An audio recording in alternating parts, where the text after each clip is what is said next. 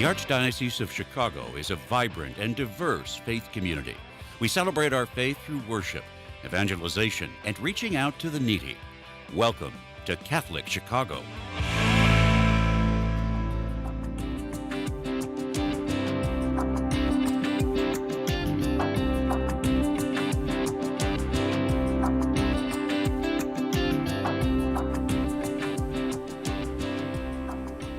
Good morning, welcome to Catholic Chicago. I'm Father Greg Sackwitz, the Rector of Holy Cathedral in Chicago, minus Mark Teresi, who was on vacation for a few days, celebrating his 70th birthday, which occurred on August 13th. So if you see Mark, wish him a happy, blessed 70th birthday.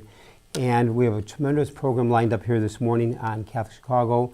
Father Richard Fragomeni is a priest of the Diocese of Albany, New York, been a member of the CTU faculty since 1990. His teaching involves him in Roman Catholic theology, interpretation theory, and poetry.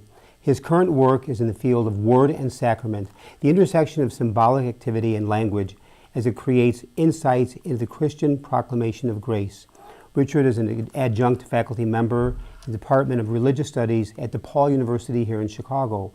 He also serves as the rector of the Shrine of Our Lady of Pompeii, an Italian-American spiritual center in Chicago's historic Little Italy. Father Richard Fragomeni joins us today to talk about a milestone jubilee he is celebrating this year, the Feast of the Assumption of Mary, an event which takes place at the Shrine of Our Lady of Pompeii on Saturday, August 23rd, called Walk with Mary. Father Richard Fragomeni, welcome to the program this morning. How are you, Richard? I'm doing well, thank you. I'm doing okay, Greg. Thank you so much for inviting me to be part of this experience today. And I have to say to all our listeners, you were ordained a priest in Albany, New York on August 15th, 1975. So happy, blessed 50th anniversary to the priesthood. You were ordained a priest one day before Cardinal Blaise Cupich for the Diocese of Omaha, and you are for Albany, New York. But I'll tell you something, right. You don't look your age. You look about 55 or 60 years old. Well, that's good Italian gene. The thing is that, and you were ordained on August 15th, and you were by yourself in like your own class. Why? Parish. I was completing a master's degree in liturgical studies, and I took my comprehensive exams in July, and so my bishop wanted me to finish the comprehensives before he would ordain me. They gave me 1 month's notice, 16th, and he said, okay, we're going to ordain you on August 15th. You got a month to get ready. Wow. But I was already ready. So 1 month preparation before actual ordination day for all that has to be done. And I knew 4 years in advance when I entered Mundelein Seminary, my ordination day would be May 9th, 1979. So between us, Richard, 96 years serving the people of God as priest, and God has been so good for both of us. And now we're going to talk about today. We are taping this podcast on August 14th. Tomorrow is the Feast of the Assumption. So maybe just to let our viewers and listeners know, what is the Assumption and why? Sure. The Assumption is a doctrine of the Church. It was defined by Pius XII, and it was defined on November the 1st in 1950. And it declared a tradition in the Catholic Church and in the Orthodox Church, a tradition that had been held that Mary was taken by Christ and by the chorus of angels into heaven at her death, so that she did not undergo the natural decay of the body, but was taken body and soul into heaven, into the realm of the divine, and sits now with her Son in this divine realm. And um, in the Orthodox Church, which is also celebrating this feast, it is called the Dormition of Mary, And where what does she that mean? has fallen asleep in the Lord. We call it the Assumption of Mary, where she is assumed body and soul into heaven. Now, Richard, let me ask you this question that as a few people have asked me over the years. Why is the Assumption important? You know, because the non-believer would say Mary was not assumed into heaven, body and soul. So why do we say that is important in our Catholic tradition? Sure. I'd like two things. First of all, we consider this to be Easter in the summertime, because in a sense, this is Mary's Assumption, Mary's resurrection, and so we call this, at least I do in my work, the Easter in the Easter in the summertime. And I think the importance of this festival for us and the importance of the doctrine we can find actually in the preface that priests will chant and sing tomorrow at the masses. And it says, this is what it says.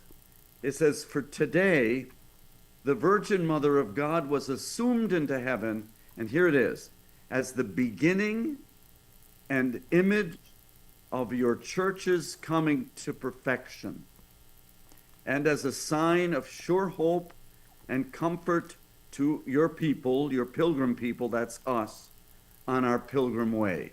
So in a sense, it is a proclamation of the resurrection of Christ that now we see beginning in Mary, and like the prophet says, it is a sure sign of hope of your church coming to perfection. So it's a feast celebration, a solemnity, not only about Mary, but also about our hope as a community, as a people, in resurrection of the dead on the last day. So what's interesting about the Assumption is it's not just about Mary, it's about all of us. Correct. And it's about the whole church, and it's about, I believe, the whole communion of humans, of the human community, that in Christ, on the hope and promise of a new heaven and a new earth, which is the first reading for the festival from the book of Revelation. The new heaven, the new Jerusalem, being caught up in Christ as our hope for the future. This is so there's where the key is to be found in the preface for the Mass. I think it's very, very You can beautiful, that whole preface. One little thing, let me just jump forward. Sometimes I've Yeah. had people confuse, believe it or not, the Assumption with the Immaculate Conception, which we celebrate in December. I don't mean to jump ahead. For just maybe a moment, is define the Immaculate Conception. First, we've already defined Assumption, which we celebrate tomorrow. Right. The the Immaculate Conception is also confused with the virgin birth. Correct. So the virgin birth is about the birth of Jesus Christ, born of the Virgin Mary. The Immaculate Conception is about Mary's conception in the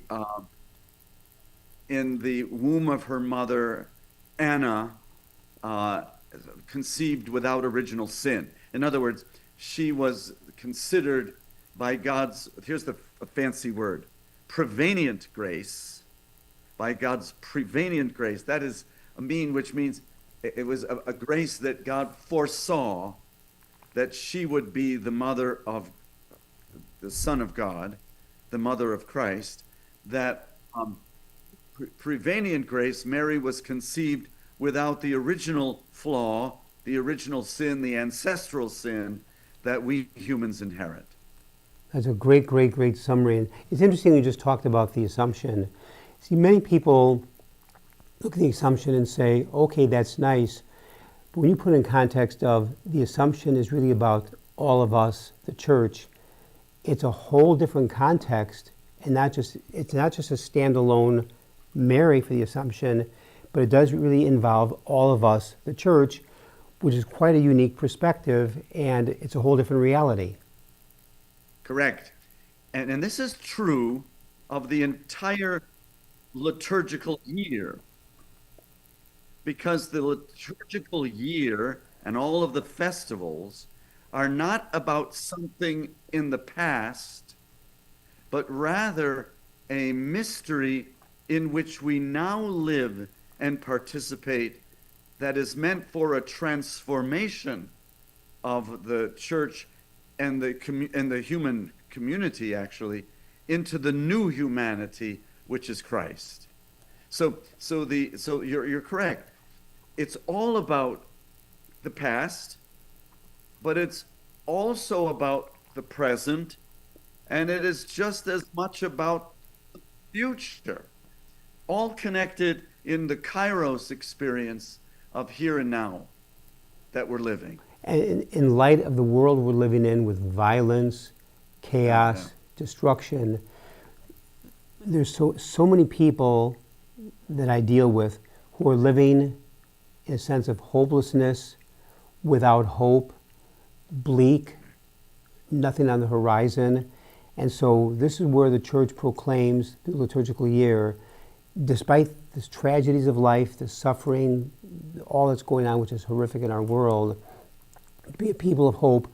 Talk about that for a moment. Yes, I like to call that the old humanity.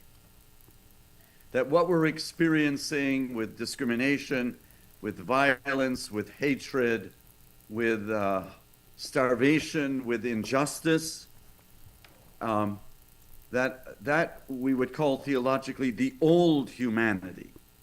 But that we proclaim that in Christ and in the resurrection of Christ, and certainly the Assumption of Mary, which is another modality of proclaiming the resurrection of Christ, that the new age has begun. The new humanity has been established as it continues to flourish and blossom by God's grace within history, which is through us, through those of us who continue to be alive and live and move and have our being in God. Now, before we go to break, Richard, we're the members of the new humanity that give testimony that even in spite of all the desperation of the old humanity, the light still shines in the darkness.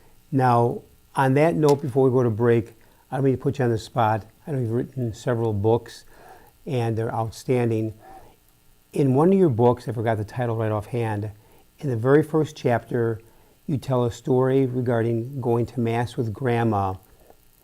Do you remember that story? Which one again? Say it again. The one with the story about you were younger, you went to church with grandmother, and the liturgy was awful. And yeah. No, can you just tell that story, because I know it's so off target right now, but right. God, that's a great story. Share that story. It was when I was first ordained. I went to church with my aunt in a city in Pennsylvania, which won't be named. And the Mass was, the homily just went on and on and on. The music was slow. It did not inspire. It was really a boring event. And so at the end of Mass, I said to my aunt, "Auntie, you put up with this every week?" And I remember she smiled and she said, "The problem with you, Richard, is that you pay attention." The problem with you is that you paid attention. And that's funny, but it's sad. Yeah, I'll always remember that. The problem with you, Richard, is that you pay attention. You paid attention. You paid attention. Great line. On that note, we're going to go to break here. We're talking with Father Richard Fragomeni, who was the rector of the Shrine of Our Lady of Pompeii, talking about the Feast of the Assumption, also congratulating Father Fragomeni on 50 years of priest, August 15th, 1975. Congratulations. And a big event happening on August 23rd at the Shrine. I'm Father Greg Sakowitz. Stay with us, and we'll be back after these messages.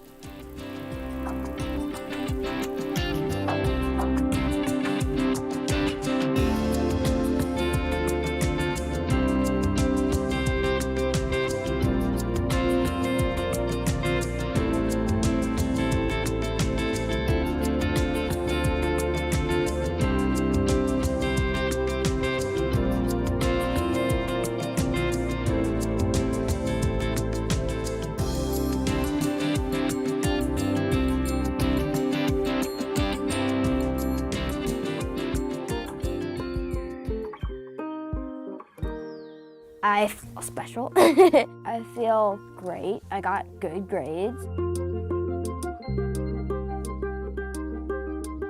We've seen a huge surge in our kids now meeting or exceeding grade level. Come check us out. You may have never thought we were an option before. Our school communities provide students with academic excellence and character education in a supportive and stable learning environment. Come see for yourself. Visit archchicago.org/findaschool. The changes that they go through and just the journey and how they grow, this is a very rewarding job.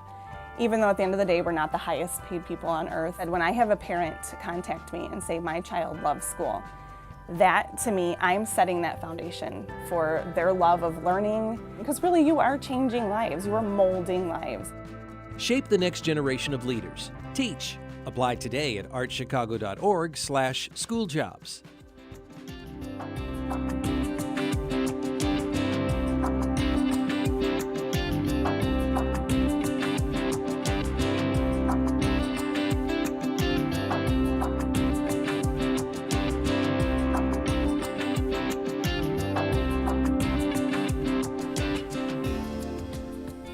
Welcome back to Catholic Chicago. I'm Father Greg Sakowitz, the rector of Holy Cathedral. And our guest this morning is Father Richard Fragomeni, the rector of the Shrine of Our Lady of Pompeii in Chicago, and who's an outstanding guest. And maybe to kind of switch gears a little bit, Richard, is you have a big event happening on August 23rd, the Walk with Mary. Can you talk to us about that? Yeah, that's not our major event, but it is an event that we do every year with Julie Berggren, who leads us through the park. We have a park across the street from the shrine, and we do a prayer walk with Mary. It's a morning of recollection since our shrine dedicated to Mary. It's a morning of recollection that we have, and it's posted on our website that you're showing here. And it's a wonderful event, and Julie does a great job. I mean, I believe she worked for the cathedral for a while. Yeah, she is. as Julie's well. outstanding. Also, she is a chaplain over at Northwestern Hospital, and the Right. people really, really love her over there, the great work she does. Now, what is your website, Richard, at the shrine? It's ourladyofpompeii.org. It's simply, that's the address, ourladyofpompeii.org. And the So event there's- on Saturday, August 23rd, it begins at what time? 9 o'clock in the morning And goes till about what time? till about noontime. So the walk will happen rain, snow, or sunshine. Sure. if it's a beautiful day, we walk around the park and they say the rosary. They do it's a lovely journey with Mary. And if not, we will be in our little chapel, because you should know, Father Greg, that we are restoring this shrine. We are in the process of a major restoration of the interior of the shrine church. which itself turns 100 years old. And we are grateful to so many of our donors, the supporters of the Shrine Ministry, the Italian community, and presently we are worshiping in the basement of the former school, which is now called our chapel, and we're doing that with the wonderful fact that the basement was first renovated and restored, so that we then can continue our journey church when we're hoping in January it will be completed. Now, when was the actual church, Our Lady of Pompeii, built? 1926?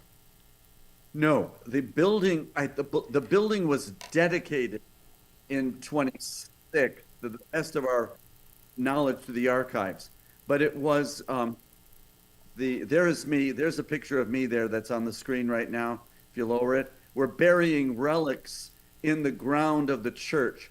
So we buried the relic of the True Cross at the center of the church, and there's Father Tom Hurley. We're dedicating that actually on Easter Sunday, and then we had the relics in the four corners, an ancient kind of tradition we're doing, so that when they laid the cement, the church would be dedicated again with these relics. We put in a relic of Pius X, because Pius X was the Pope when the church was built. We put in a relic of St. Agnes of Rome, because this is an Italian community, an Italian church, so St. Agnes was buried in the ground. Very much like the altar table, the mensa, is usually, there's relics in the corners or in the center of the altar. So we did the whole church. Now, I have to admit, you are very good with that shovel. You're a real handyman with that shovel. Now, I'm just going to switch gears for a second, because I find it fascinating with your 50th anniversary to the priesthood on August 15th. And so congratulations for 50 years of serving the people of God with such enthusiasm and dedication. Father Richard, I have to ask you this. In the 50 years of priesthood, and don't mean to put you on the spot, what are some of the biggest changes you have seen over the years? I mean, so much has changed in our world. Changes where? In the church? In my life? I think changes in the church, and maybe even like a change or two in your life, because when you and I were both ordained at the age of 26, roughly, at least I was 26, I think you were 26.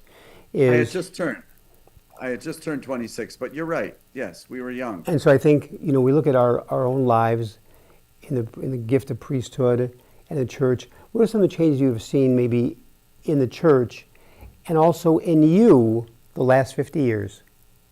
So the biggest change, obviously, from the 70s to now have been the liturgical changes within the church, and the way in which the liturgical changes have been received or not received, because we still have the tension within the post-Vatican II church of the liturgical renewal taking root in the world, and at the same time some of the ways in which the resistance to it continues to happen.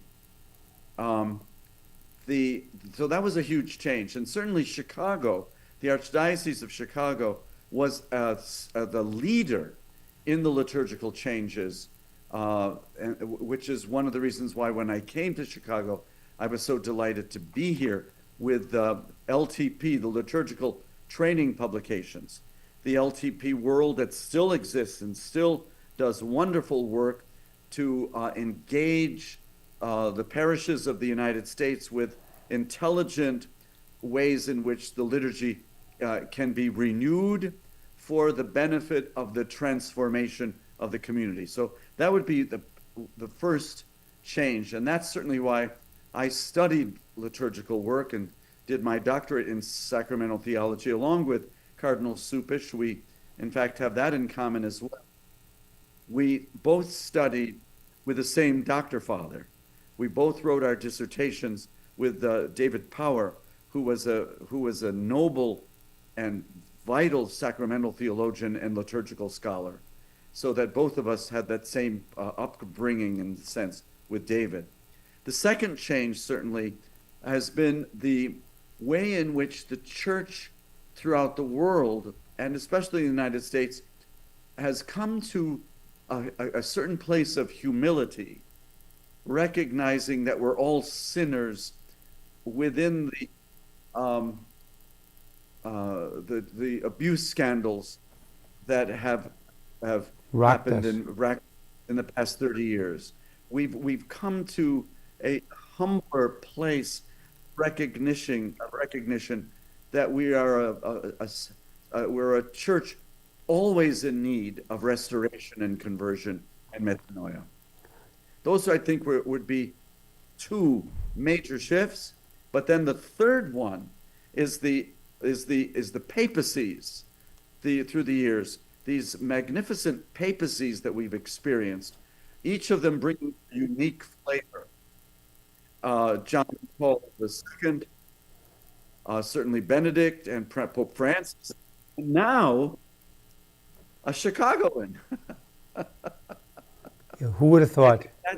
Who would have thought? But the leadership has certainly given us a sense of a global sense of the church, that we're not just parochial or just insular with our dioceses, but we're all interconnected in the evangelization that has been promoted among the church in these past years of my ordination and my service. Now, Father Richard, let me ask you this. When you came to Chicago from Albany, New York in 1990, did you come on loan thinking you were going to be here for just a couple of years? My bishop, Howard Hubbard, who is interesting, Cardinal Supish always said that Howard Hubbard was like his grandfather bishop, because Bishop Harry Flynn consecrated or ordained him as bishop. And Harry Flynn was ordained a bishop by Howard Hubbard. So Howard Hubbard sent me here because Catholic Theological Union needed a sacramental theological preacher teacher. And so I came, and my bishop said, go, stay 3 years. If you like it, and if they like you, you can stay. And so now I'm 35 years here, because obviously I liked it and they liked me. And then from that blossomed all these other opportunities, including working as the rector of this shrine, this Marian shrine for the Archdiocese. And you have been the rector of the shrine for how long now? 20 years. 20 years. So it's amazing. Talk about a path in life you never dreamed, ordained 50 years ago. You'd be spending 35 years and counting in Chicago. We need to bring this program to a close. I want to thank in a very special way Father Richard Fragomeni, the rector of the Shrine of Our Lady of Pompeii, Italian-American Spiritual Center in Chicago's historic Little Italy community. And Richard, you are an outstanding priest, lecturer, your enthusiasm, your knowledge. And when you speak with such joy and enthusiasm. And again, congratulations on 50 years of priesthood. May you be around for another 50 years. Well, maybe not 50, but let's keep counting. And God bless you. And to our listeners, thank you for joining us today on the program. I'm Father Greg Sakowicz. Also special thanks to our producer, director, Michael May, and Cliff Cottrell for their great work. To all our listeners, God bless and have a great continued gift of summer. Take care, Richard.